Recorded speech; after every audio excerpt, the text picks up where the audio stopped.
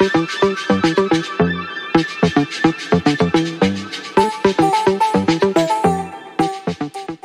is going on, everyone? Ben here with another episode of SaaS Me Anything. Before we get to the business of SaaS, I got to share a story. My son is about to get his driver's license, which is both exciting and terrifying all at the same time. However, one of the conversations I've been having with him is about paying for gas. He'll get an allowance and we'll pay to fill up his tank so he can get around town, but there are going to be times when he needs to cover that cost. It's a new expense he'll need to think about. He's got options to consider. He could go out and get a job.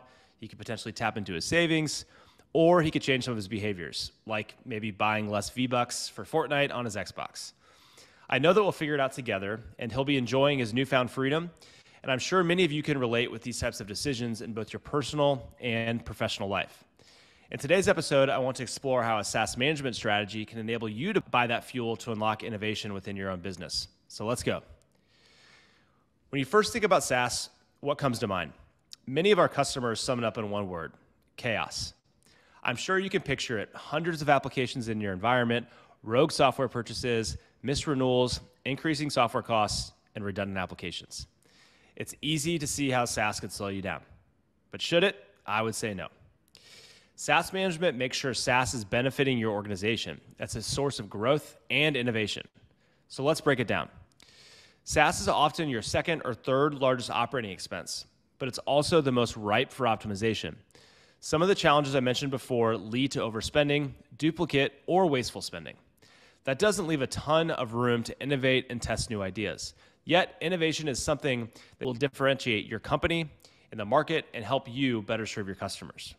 Where SaaS management comes in is by enabling you to drive measurable cost savings that unlock the funds that you need and then can use to reinvest in innovation, things that will be transformational for the business.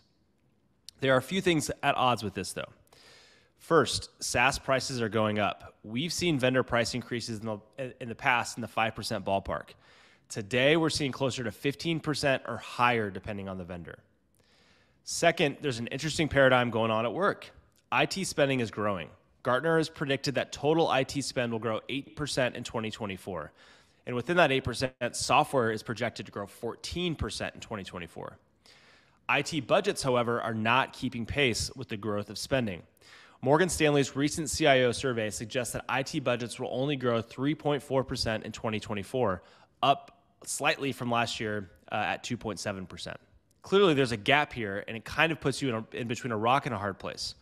Prices and spending are going up, but your budget isn't growing nearly as much.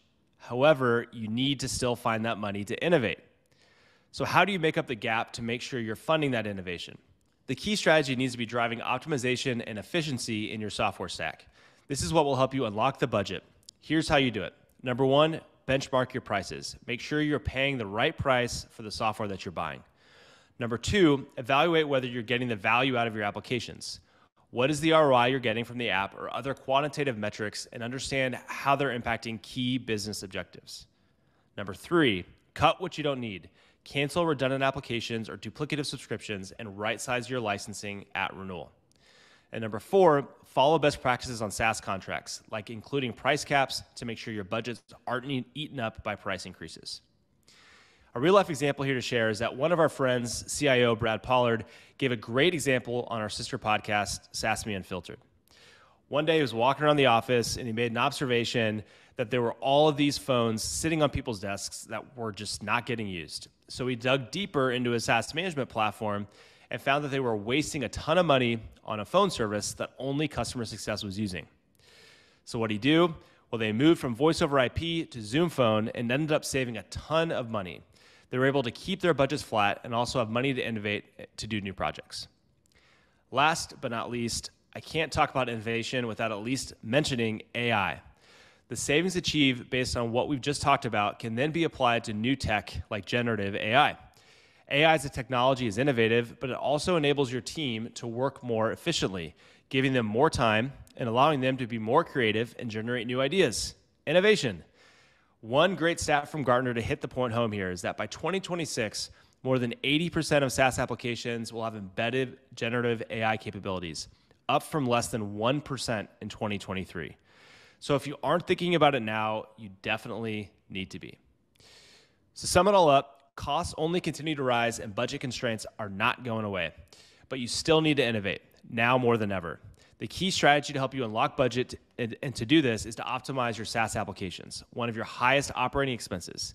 SaaS management is the fuel to get you there. That is all I got today. We will catch you next time.